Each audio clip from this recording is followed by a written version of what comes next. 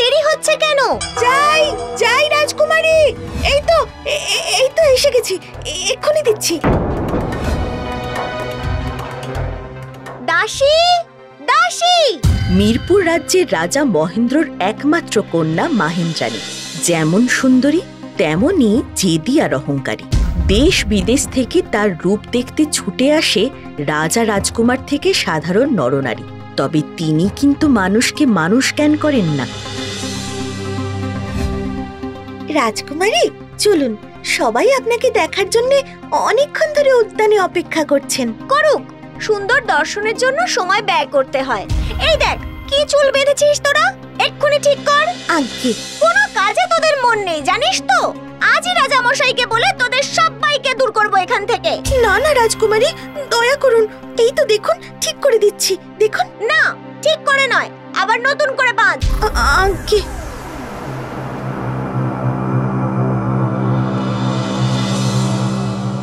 এই রাজ্যেই থাকতো রতন। জঙ্গল থেকে কাঠ কুড়িয়ে গাছের পরিচর্যা করে তার আনন্দে দিন কাটত। সে কোনোদিন গাছের ডাল কাটত না। প্রত্যেক গাছকে সে একটা করে নাম দিয়েছিল, তাদের ডাকতো সেই নামে। প্রণাম রাজকুমারী। আহা, আমাদের রাজ্যের গর্ব, আমাদের সুন্দরী রাজকুমারী, কি রূপ! আহা! রাজকুমারী রাজকুমারী, রাজসভায় ভিনদেশের রাজকুমাররা অপেক্ষা করছেন। আসছি, যা। এভাবেই নানা রাজ্য থেকে রাজকুমারীকে দেখার জন্য সাধারণ মানুষ থেকে রাজরাজরা আসেন।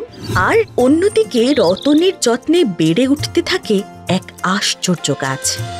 কিরে বুধন, ভালো আছিস তো?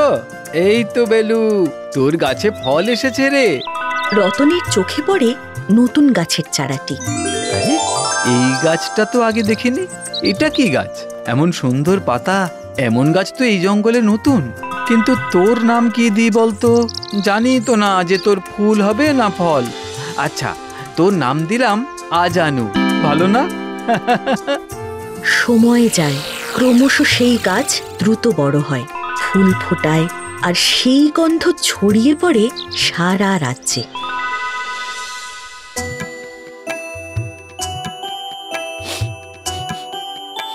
কোথা থেকে এমন সুন্দর একটা গন্ধ আসছে বলো তো বিনু? কি জানি, আমিও তো কাল থেকে পাচ্ছি। আহা, গন্ধটা পাওয়ার পর থেকেই মনটা যেন কেমন ভালো হয়ে যাচ্ছে গো। হ্যাঁ গো কাকা, তুমি তো জানো আমার বউ অসুস্থ। কাল ওই গন্ধ পাওয়ার পর থেকে ও বলছিল ওর শরীরটাও যেন কেমন সুস্থ সুস্থ লাগছে। হ্যাঁ, তার মানে কোনো ওষুধি গাছ হবে গো, যার গন্ধ মন শরীর সব ভালো করে দেয়। ক্রমশ সেই গাছের কথা সর্বত্র ছড়িয়ে পড়ে। তার ফুলের শোভা দেখতে আর গন্ধ নিতে নানা রাজ্য থেকে বহু মানুষ আসতে শুরু করে।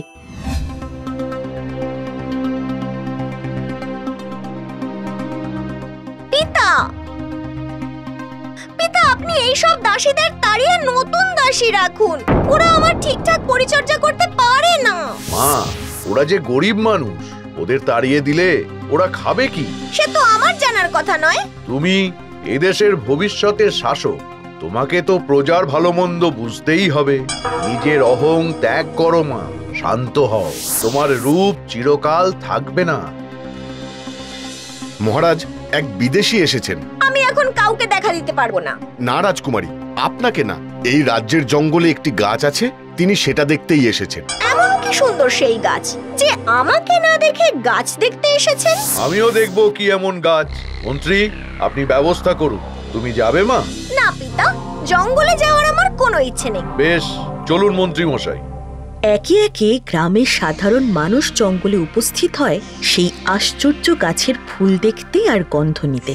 ও রতন, এই গাছ তুমি কোথায় পেলে গো, আর কবেই বা লাগালে? হ্যাঁ, আমি তো লাগাইনি, ও গাছ এমনি এমনি হয়েছে গো। আমি শুধু ওকে জল দিয়ে বড় করেছি। এই জানো রতন দাদা, এই গাছের জন্য আমার বউ সম্পূর্ণ সুস্থ হয়ে গেছে। যেমন সুন্দর ফুল, তেমন ভালো গন্ধ। এবার থেকে আমরা রোজ আসবো এই গাছের কাছে। ওদিকে রাজকুমারীকে আর কেউ দেখতে আসে না। এ কি, আজ কোনো দর্শনার্থী নেই কেন? আগে সবাই ওই আশ্চর্য গাছ দেখতে গেছে তাই। তাই বুঝি? ওই গাছ তাহলে কাটতে হবে। খবর দে, ওই রতন কাঠুরেকে খবর দে, যা।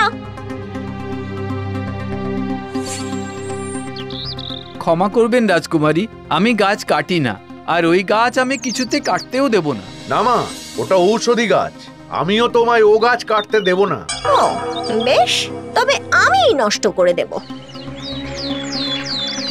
রতন গাছ কাটতে রাজি না হলে একদিন রাজকুমারী মালির কাছ থেকে লুকিয়ে আগাছা মারার ঔষধ নিয়ে পৌঁছে যায় জঙ্গলে, ছড়িয়ে দেয় সেই গাছের চারপাশে। না থাকবে বাঁশ, না বাজবে বাঁশর। এবার দেখি আমাকে না দেখে এই গাছ দেখতে লোকে কি করে আসে।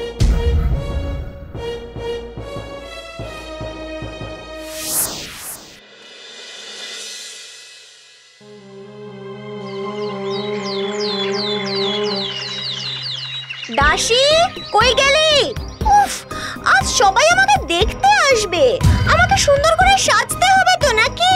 দাসী, দাসী।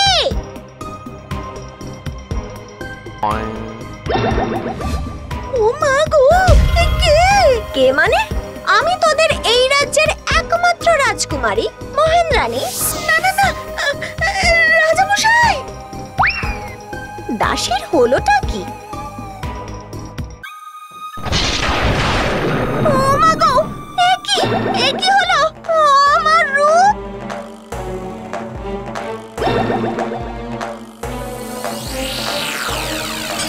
এ কি হলো?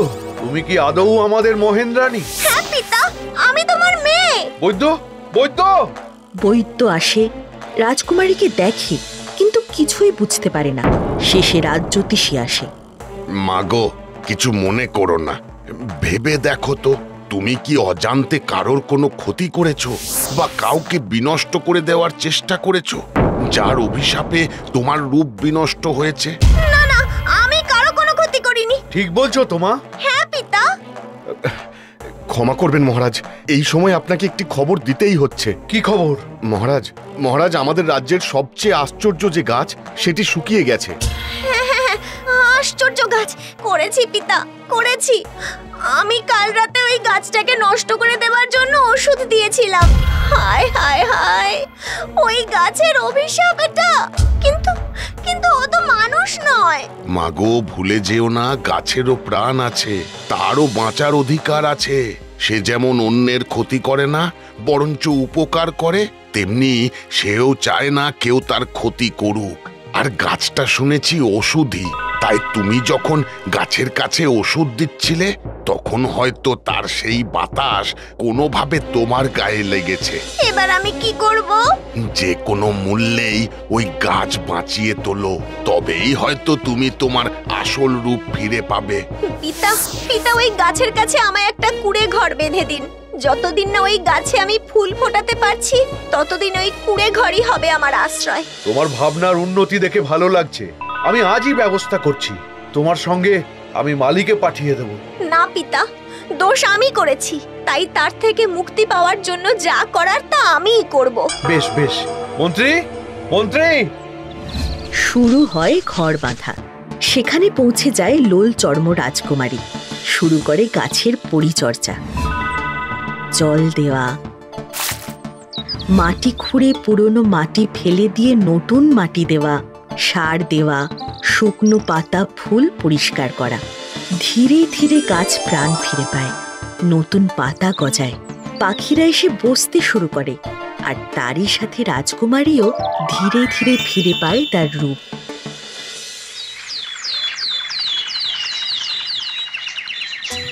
আহা, কি অপূর্ব! আগের থেকেও রাজকুমারীর রূপ আরো সুন্দর হয়েছে গো। মুখে কি মায়া খেলে যাচ্ছে। যেমন সুন্দর গাছ, তেমন সুন্দর আমাদের রাজকুমারী। মা, মা মহেন্দ্রাণী, ওঠো, ওঠো মা। দেখো, দেখো, তোমাকে দেশ বিদেশ থেকে কত মানুষ দেখতে এসেছে।